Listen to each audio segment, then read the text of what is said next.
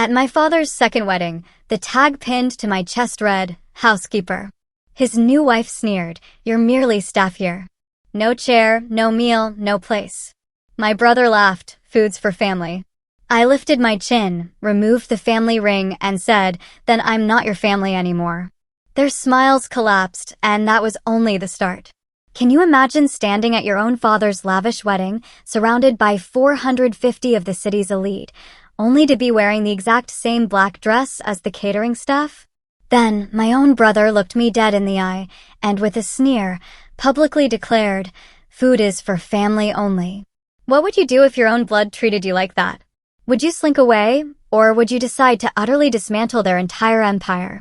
Because for me, that excruciating humiliation at my father's wedding wasn't just a moment of shame, it was the final spark. It ignited the most calculated, devastating corporate takedown San Francisco had ever seen. While they were busy labeling me the help, I was quietly, meticulously gaining control of 40% of their precious sterling industries through a web of shell corporations. They denied me a seat at the family table? Fine. I was preparing to take all their seats in the boardroom. My name is Victoria Sterling. I'm 32 years old, and this is the raw, unvarnished story of how being called a mere housekeeper led to me putting my own brother in handcuffs and leaving my father in utter financial ruin. So, let me paint you a picture of what they called the Sterling Empire. Sterling Industries, a titan with $280 million in assets, 1,200 employees spread across 3 states, and this gleaming 45-story tower dominating the San Francisco skyline. My father, Richard Sterling, loved to remind everyone at every single opportunity that he built it from absolutely nothing. Me? I graduated from Harvard Business School with distinction in 2016. But instead of joining the family business, like my brother Alexander, I struck out on my own. I founded Nexus Advisory. By 2023, we were absolutely killing it, handling corporate restructuring for mid-sized tech companies, pulling in $45 million in annual revenue. Not bad, right? But to my father, it was just Victoria's little hobby. The first real crack in the facade, the first sign of how deep their contempt ran, came at Thanksgiving dinner in 2023. 23 family members, all gathered around this massive mahogany table in my father's ridiculously opulent Nob Hill mansion. Alexander, as usual, was bragging about some $50 million acquisition he'd closed. Richard, my father, raised his glass, a smirk on his face. "At least Alexander gives me grandchildren," he announced, his eyes sweeping over me and real value to the Sterling name. Some people contribute to legacy. Others just exist on the periphery. The sting of that, the casual dismissal, it burned. Then came the email, just 2 days later. Alexander had CC'd my father and Cassandra, my father's new trophy wife. He wrote, and I quote, "Stop pretending your little consulting firm matters. You're embarrassing yourself trying to compete with real corporate work. Maybe focus on finding a husband instead." He hit send. What none of them knew, was that I'd already bought 8% of Sterling Industries.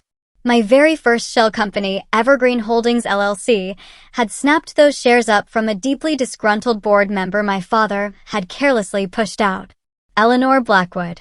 She was more than happy to sell to an anonymous investor who shared her vision for corporate accountability. "Your little hobby business doesn't compare to real corporate work, Victoria." That's what Richard had said to me just 6 months earlier when I tried to propose a joint venture. He'd actually laughed, shuffling my carefully prepared presentation right into his trash bin without even opening it. That presentation, by the way, projected how Nexus Advisory could save Sterling Industries $30 million through restructuring.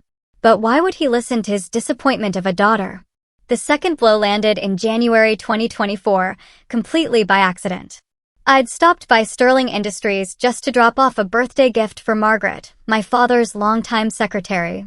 She'd always been kind to me, despite everything. While waiting in the executive conference room, I saw it, a folder marked Sterling Estate Planning Confidential, just sitting there on the table. I knew I shouldn't have looked, but I did. The new will, dated January 15, 2024, was crystal clear. Alexander would inherit 100% of Sterling Industries shares, all the real estate holdings, and the family trust, valued at $180 million. Cassandra, my father's wife of barely 18 months, would get $30 million in cash, the Napa Vineyard, and the Tahoe vacation home.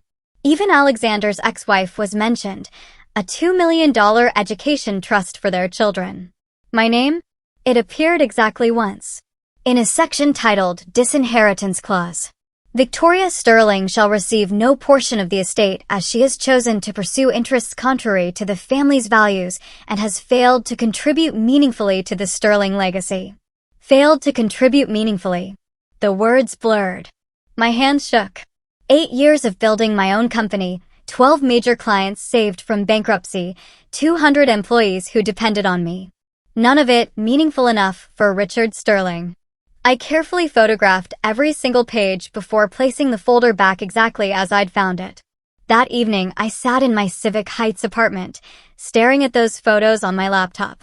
Most people would have cried. Maybe confronted their father, demanded answers. Not me. Instead, I opened another browser tab and logged into my 7-shell company account. If I wasn't family enough to inherit, then I'd simply buy what was never going to be given. The market price for Sterling Industries shares had never looked more reasonable. By February 2024, the stakes had become impossibly clear. Sterling Industries was orchestrating a massive merger with Pinnacle Corporation, a $500 million deal that would reshape the entire West Coast logistics industry. The announcement? Scheduled for March 18th at the annual shareholders meeting. Alexander, of course, would become CEO of the combined entity, commanding a company worth nearly $1 billion. But here's what kept me awake at night. My company, Nexus Advisory, had 200 employees depending on their next paycheck. 3 of our largest clients, companies worth a combined $300 million, had Sterling Industries connections. One word from Richard or Alexander, and those contracts would evaporate. They'd already proven they could be vindictive. When my father's former CFO, Thomas Brennan, dared to start his own firm, Richard made sure he never got a single Fortune 500 client again. After the merger, Alexander had actually snarled, "We'll make sure certain consultancies never work in this city again." He said it at a Chamber of Commerce event, loud enough for me to hear from across the room. He'd been holding court with 5 CEOs, all of whom did business with both Sterling Industries and Nexus Advisory. The threat wasn't subtle. It was a promise. Then, February 28th, 11:47 p.m. My phone buzzed. An encrypted email from Marcus Coleman. Subject: Urgent. They're destroying evidence. Victoria, he wrote, they know I've been documenting the Meridian Holdings transactions. Alexander. Ordered all physical records destroyed by March 10th. Digital records are being updated to remove traces. If you want proof of the embezzlement, we have less than 10 days. The $15 million they stole from employee pensions? It's all going to disappear from the books. I've hidden copies, but if they find out I'm the whistleblower before the 18th, I'm finished. They've already threatened my daughter's scholarship to Stanford. Please tell me you have a plan. A plan? I looked at my wall of sticky notes, mapping out Sterling Industries' corporate structure, ownership records, voting bylaws. Yes, I had a plan. But it would cost me everything if it failed. March in San Francisco meant 3 things for the Sterling family. My father's wedding to Cassandra on the 15th. The shareholders meeting on the 18th. And exactly 72 hours between them for me to execute the impossible. The wedding invitation had arrived in January. Printed on paper that probably cost more than most people's monthly rent. Mr. Richard Sterling and Miss Cassandra Morgan request your presence. The date stared back at me. Saturday, March 15th, 2024, 4 p.m., the Ritz-Carlton, San Francisco. 450 guests. Black tie required. The shareholders meeting notice came through official channels. Monday, March 18th, 2024, 9 a.m., Sterling Tower, 45th floor boardroom. Agenda: approval of Pinnacle Corporation merger. The vote that would cement Alexander's rise to ultimate power. 72 hours. That's all I'd have between watching my family publicly humiliate me and my chance to reveal the truth. 72 hours to coordinate with lawyers, compile evidence, ensure witnesses were protected, and guarantee the SEC would be present. Most hostile takeovers took months of planning. I had a single weekend. My phone vibrated. An encrypted message from Eleanor Blackwood. The March 18th vote will reshape everything. Be ready. I've convinced 4 other board members to attend in person. They're expecting fireworks from Alexander's presentation. They have no idea what's really coming. P.S. I heard about the wedding arrangements. Stay strong. Wedding arrangements. I pulled up the email from Cassandra's wedding planner. You'll be in the receiving line as household staff coordinator. Please wear a simple black dress. Nothing that would distract from the wedding party. 3 days. To go from household staff coordinator to the person who would bring down an empire. The timeline was insane. But then again, they'd spent years making me feel insane for believing I had value. Time to prove them all wrong. The dress fitting at Neiman Marcus should have been simple. March 10th, 5 days before the wedding, Cassandra had insisted all wedding participants attend. Though my role was still mysteriously undefined. We don't need you in photos, Cassandra announced the moment I walked in, loud enough for the other bridesmaids to hear. You'll be managing the coat check, much more suitable for your skill set. Alexander, lounging in a velvet chair, barely glanced up from his phone. Just wear something simple, he said, like staff would. Nothing designer. It would look desperate on you anyway. The boutique fell silent. 6 bridesmaids, all Cassandra's sorority sisters, tried not to stare. The saleswoman's smile froze. Of course, I replied calmly. I understand my place perfectly. Do you though? Richard emerged from the men's fitting area, his new tuxedo impeccable. Because you keep showing up to family events, acting like you belong at the main table. Don't embarrass us with your presence, Victoria. Blend into the background where you're comfortable. Know your place. Victoria, Cassandra added, admiring her $30,000 Vera Wang dress in the mirror. You're lucky to even be invited. I maintained eye contact with my father. You're absolutely right. I paused, letting them think they'd won. I should know my place. I'll make sure I'm exactly where I need to be. As I left the boutique, my phone buzzed. A FedEx delivery notification. Package from SEC delivered to your office. Signature confirmed. The Securities and Exchange Commission had officially received my whistleblower complaint. They'd be attending the shareholders' meeting as observers. Alexander and Richard were so busy putting me in my place, they hadn't noticed I was about to flip their entire board. March 12th, 3 days before the wedding. My Pacific Heights apartment had transformed into a war room. 7 laptop screens displayed the corporate structures of my shell companies, Evergreen Holdings, Cascade Ventures, Marina Bay Investments, Golden Gate Capital, Presidio Partners, Sunset Holdings, and Bridge Trust. Together, they controlled 40% of Sterling Industries. The Sterling family meeting votes are about to get very interesting, my lawyer, Jennifer Walsh, said, reviewing the share certificates. You've spent 5 years and $47 million acquiring these positions. They never saw it coming because you bought from disgruntled employees, ex-board members, and Richard's former mistresses, people he'd burned who were happy to sell to anonymous buyers. The centerpiece of our evidence sat in a locked briefcase.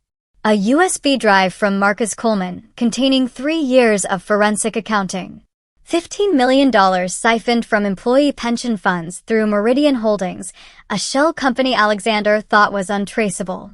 Wire transfers. Canceled checks. Even recorded phone conversations where Alexander bragged to his cronies about his creative accounting. Deloitte's forensic team has verified everything, Jennifer confirmed.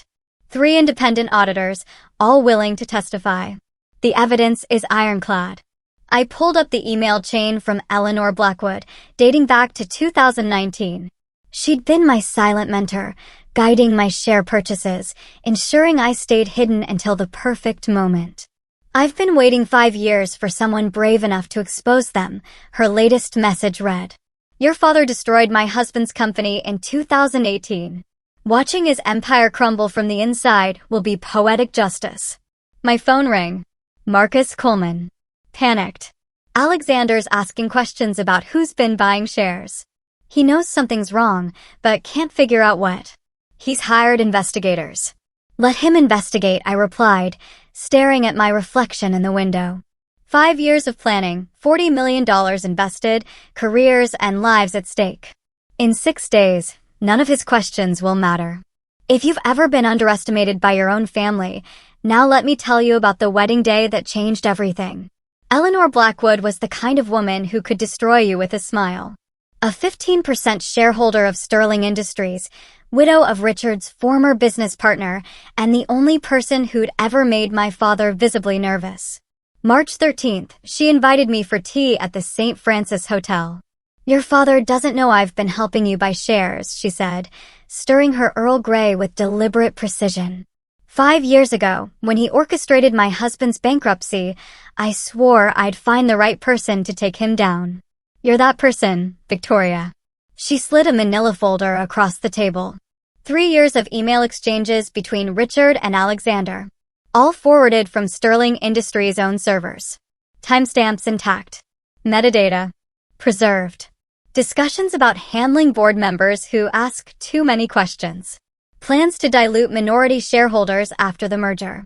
I've been collecting these since 2021, Eleanor explained. Your father made one mistake. He kept me on the board to avoid a lawsuit. That gave me access to everything. Every dirty deal, every betrayal, every crime. Why didn't you act sooner? I asked, my voice barely a whisper. Because I needed someone with clean hands. Someone they'd underestimated so completely, they'd never see the attack coming. She smiled, cold and satisfied. Besides, revenge is a dish best served at a wedding reception, don't you think? The email headers were damning. From Richard Sterling at sterlingindustries.com to alexander.sterling at sterlingindustries.com. Subject: Pension reallocation strategy. Date stamps from the company's own exchange server. Impossible to fake. Monday morning, Eleanor said, standing to leave. When you walk into that boardroom, you won't be alone. I've spent 3 years turning board members against them. They just don't know it yet. Marcus Coleman looked like he hadn't slept in weeks. We met at a parking garage in Soma on March 14th, the night before the wedding. He handed me a locked briefcase with shaking hands. 2,000 pages, he whispered, glancing around nervously. 3 years of Alexander's fraud, documented in excruciating detail. Cancelled checks with his signature transferring pension funds to Meridian Holdings. Wire transfers totaling $15 million. Even video recordings from security cameras showing him accessing the pension accounts after hours. I opened the briefcase. The evidence was overwhelming. Each document had been notarized, backed up in 5 locations, including 2 safety deposit boxes and 3 cloud servers. The crown jewel, a recorded Zoom call from December 2023, where Alexander explicitly told his personal banker to make the pension money disappear into Meridian before the audit. These documents have been notarized and backed up in 5 locations, Marcus confirmed, his voice trembling. My lawyer has copies. The FBI has been notified but agreed to wait until after Monday's meeting to act. Alexander is still investigating who's been buying shares. He has no idea about this. A text interrupted us from Alexander. Strange market activity in our shares. Someone's been accumulating. Find out who. Marcus went pale. He's getting paranoid. Yesterday, he asked why I'd been staying late so often in 2023. After Monday, his paranoia won't matter, I assured him. Your daughter's Stanford scholarship? Eleanor Blackwood personally guaranteed it. Full ride. No matter what happens to me, he managed a weak smile. You know what the ironic part is? Alexander taught me everything about forensic accounting. He created his own destroyer. I locked the briefcase. $15 million stolen from hardworking employees' retirements. Monday morning, Alexander would discover that every transaction had been meticulously documented by the very person he'd trained to hide them. These documents will be projected on a 100-inch screen in front of the entire board, I promised Marcus. His victims will get justice. March 15, 2024. The Ritz-Carlton, San Francisco, gleamed under perfect spring sunshine. 450 guests in designer clothing streamed through the lobby.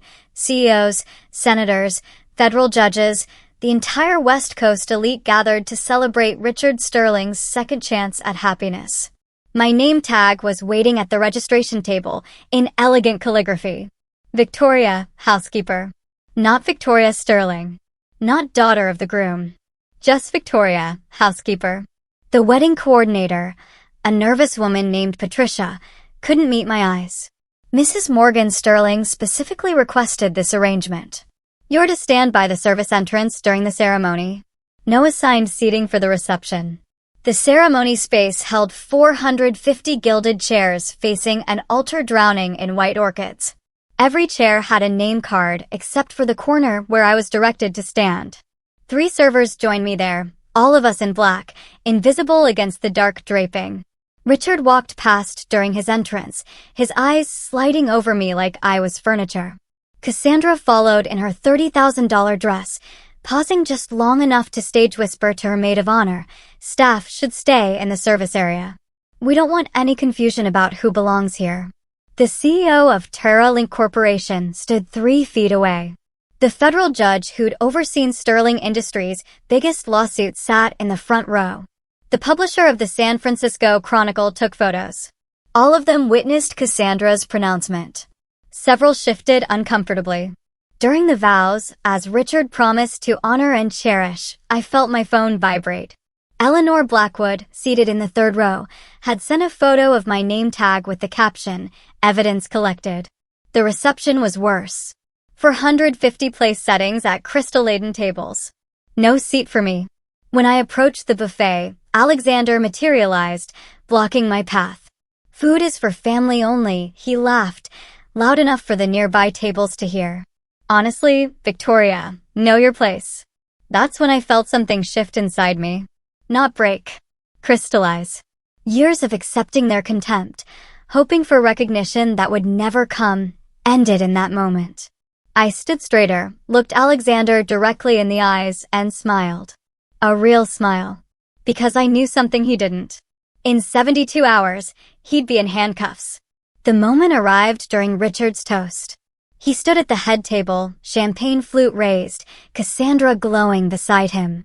450 faces turned toward them as he began his speech about family, legacy, and the people who truly matter. Family, Richard declared, his voice carrying across the ballroom, is about contribution. It's about adding value. Some people, his eyes found me, standing by the service door, simply exist on the periphery, never quite measuring up. But today, we celebrate those who do. The room applauded. Alexander raised his glass toward me with a mocking salute. Cassandra's friends tittered behind manicured hands. I walked forward, every step deliberate, crossing the entire ballroom. Conversations died. Forks stopped moving. Richard's smile faltered as I approached the head table. I reached up and removed the family ring. My grandmother's ring, the one she'd given me before she died, the last person in the family who'd ever truly believed in me. I set it on the table in front of Richard with a soft clink. "Family," I said, my voice carrying the same chilling clarity as his toast. "If I'm just staff, then you're just another company to take over." Richard's face went white. Alexander started to stand, but I was already walking away. 450 members of San Francisco's elite watched me leave through the main entrance, not the service door.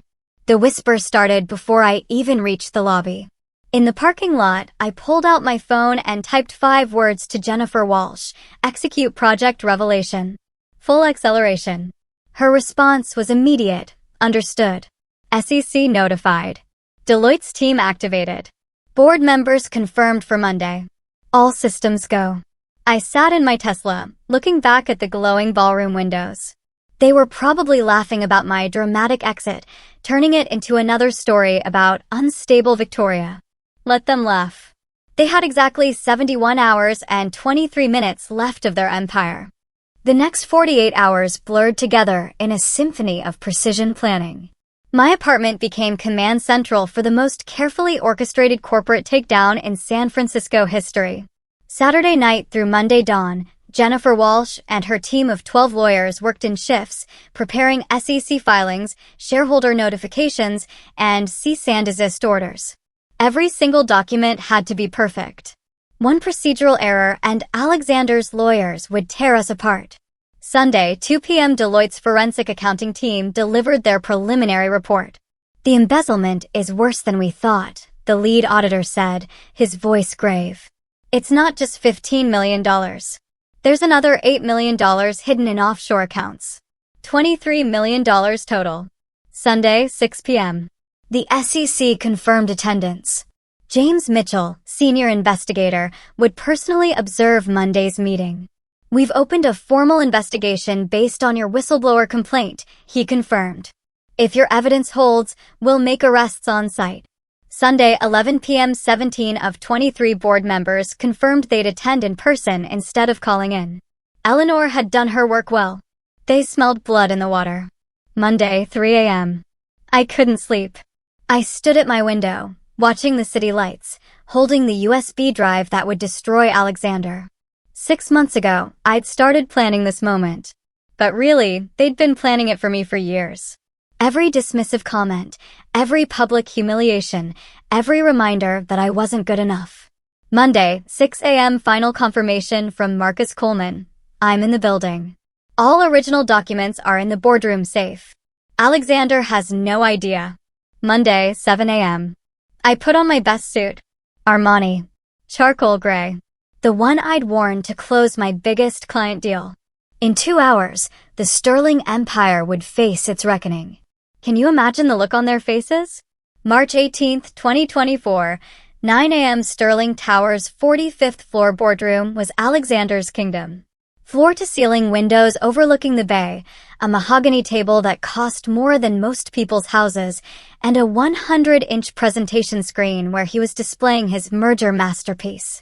The Pinnacle acquisition will position us as the dominant force in West Coast logistics, Alexander proclaimed to the assembled board. 23 board members, 5 executive VPs, and a handful of assistants filled the room. Within 18 months, we'll control. The double doors opened. I walked in, flanked by 5 lawyers from Walsh and Associates, each carrying briefcases that might as well have been loaded weapons. The room fell silent. Alexander's laser pointer dropped from his hand, clattering on the marble floor. What the hell are you doing here? Richard stood up, his face already reddening. This is a closed session. Security. I'm here as the designated representative of 40% of Sterling Industries shareholders, I announced, Jennifer Walsh stepping forward with the documentation. According to Section 7.3 of your corporate bylaws, any shareholder group controlling more than 25% can demand immediate board attention. The 100-inch screen behind Alexander changed. My legal team had taken control of the presentation system. Suddenly, the ownership structure of Sterling Industries filled the screen. 7 shell companies, all leading back to one name, Victoria Sterling. That's impossible. Alexander stammered. You don't have Evergreen Holdings, 8%. Cascade Ventures, 7%. Marina Bay Investments, 6%. Should I continue? I moved to the center of the room, my heels clicking against the marble with metronomic precision. 40% total ownership. Accumulated over 5 years from shareholders who were tired of the Sterling family's mismanagement. Eleanor Blackwood stood up slowly, a satisfied smile playing at her lips. I motioned to pause the merger discussion and address this new stakeholder concern. Seconded, came from Thomas Chin. No, Thomas Whitman. Another board member Eleanor had turned. Richard couldn't speak. He stood there, mouth opening and closing like a landed fish, as his empire's control structure crumbled on the screen for everyone to see. But the best part? I wasn't done. Not even close. Good morning, board members, I said, taking my place at the presentation podium. I believe you know me as the housekeeper. Before we discuss the merger, I said, clicking to the next slide, the board needs to address a more pressing matter.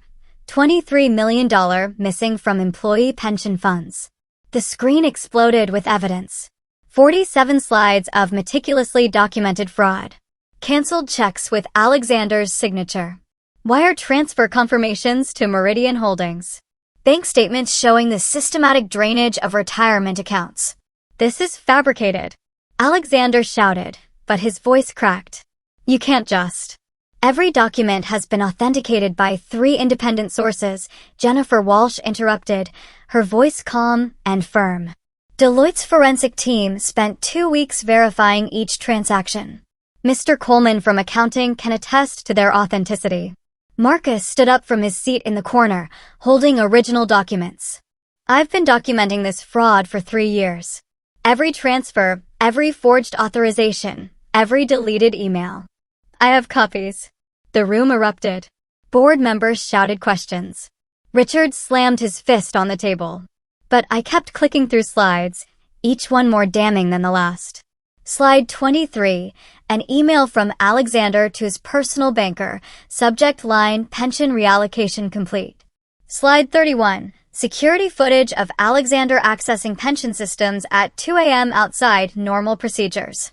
Slide 39, the smoking gun, a recorded Zoom call where Alexander explicitly discussed hiding the stolen funds. This is a legal recording. Alexander protested. You can't use. Actually, we can. James Mitchell stood up, his SEC badge gleaming. I'm James Mitchell, Securities and Exchange Commission.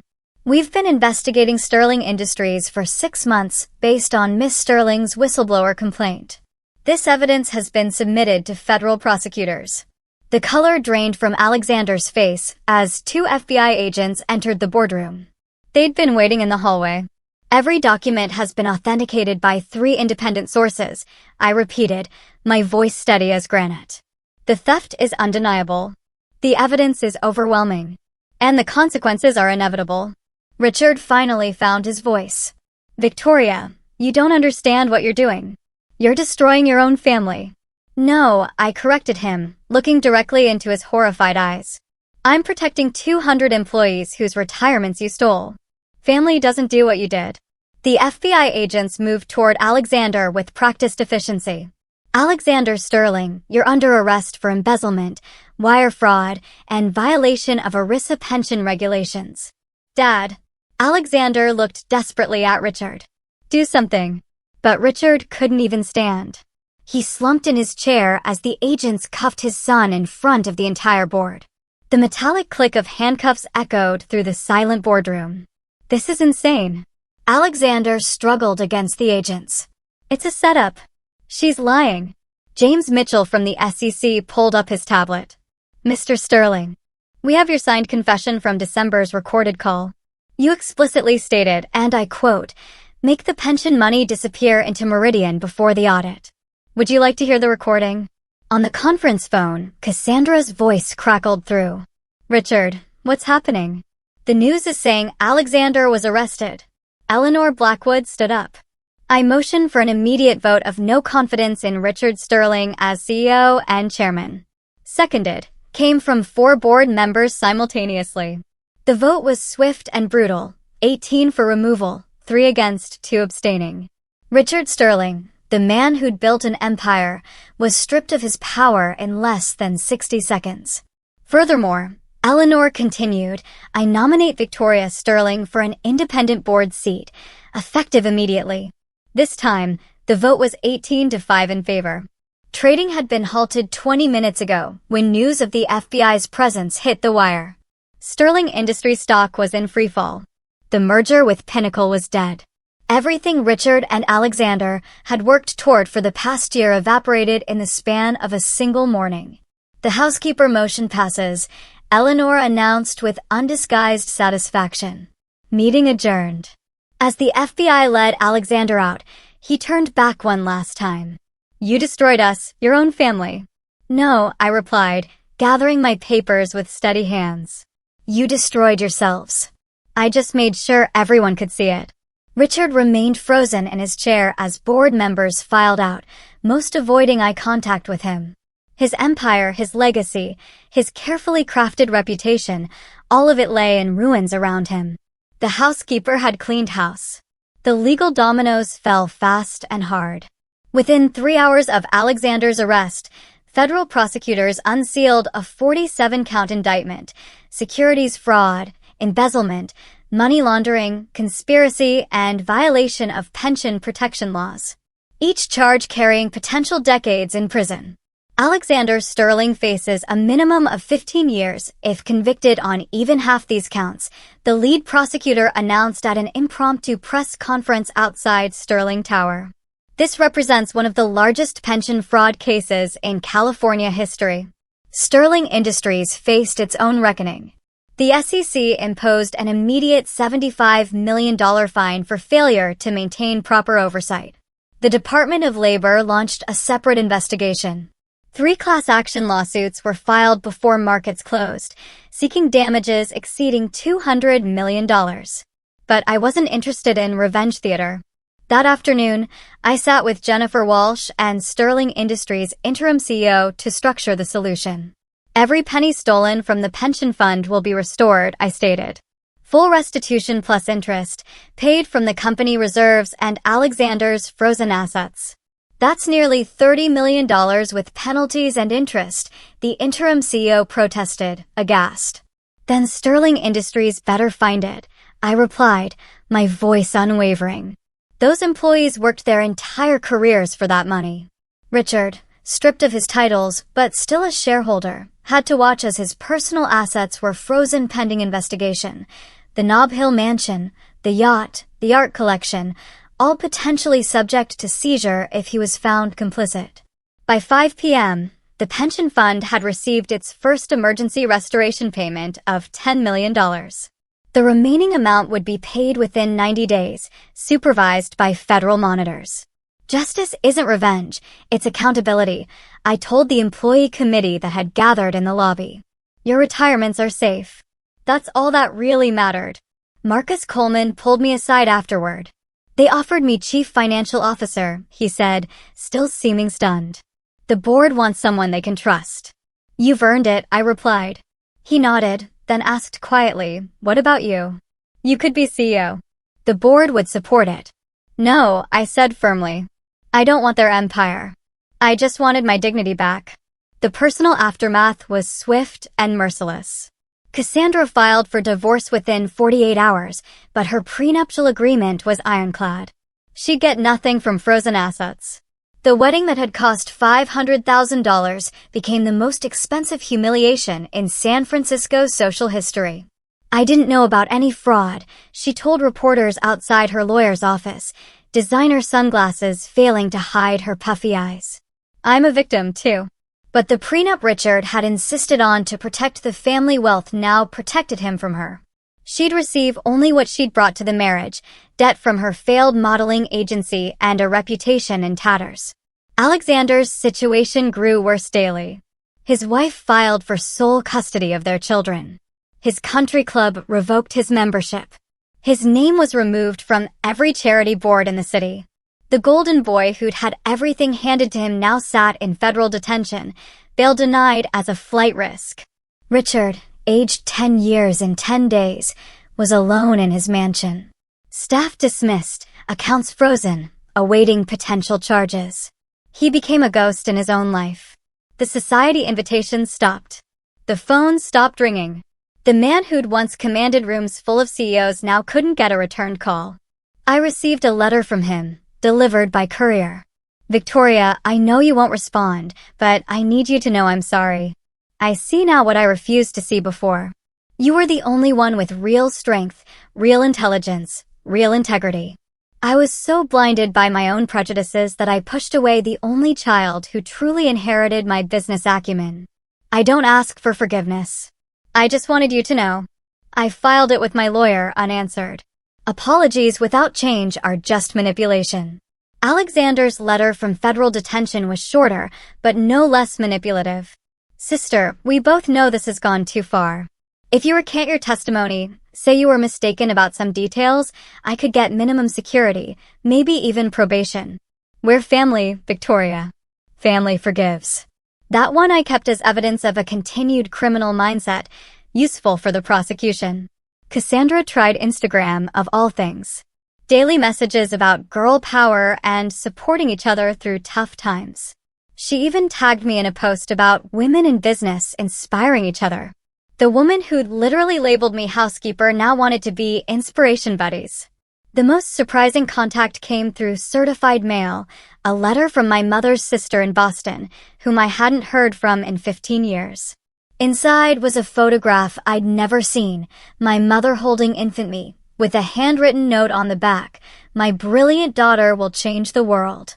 Below the photo, my aunt had written, "Your mother saw this coming. Before she died, she told me Richard would try to diminish you because your light would expose his darkness.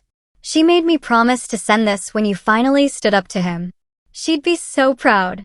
That letter I kept. The rest went into a folder labeled "No response necessary" that my lawyer maintained.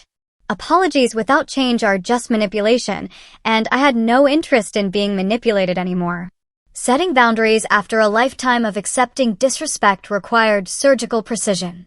Jennifer Walsh helped me draft the protocols that would govern any future contact with the Sterling family. All communication must go through legal counsel, the document stated. No direct contact via phone, email, social media, or in person. Any attempt at direct contact will be considered harassment and met with appropriate legal action. I blocked Richard, Alexander, and Cassandra on every platform.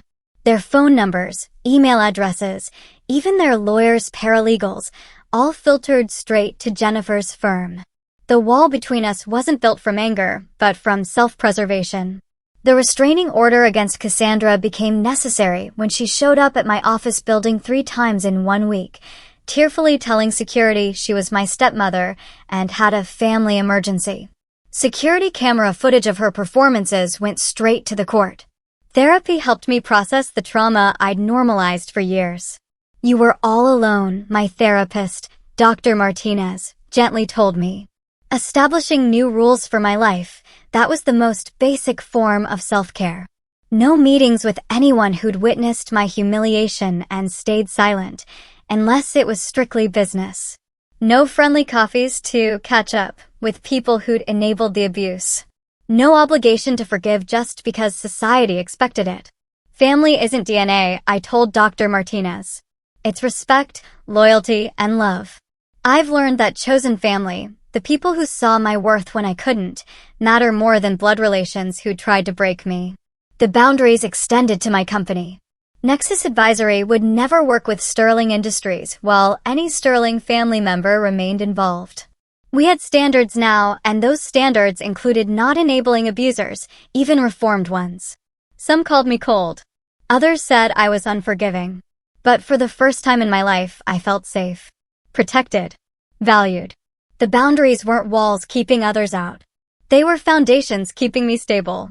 By September 2024, 6 months after the boardroom coup, Nexus Advisory's valuation hit $500 million. We announced our IPO with Goldman Sachs as lead underwriter.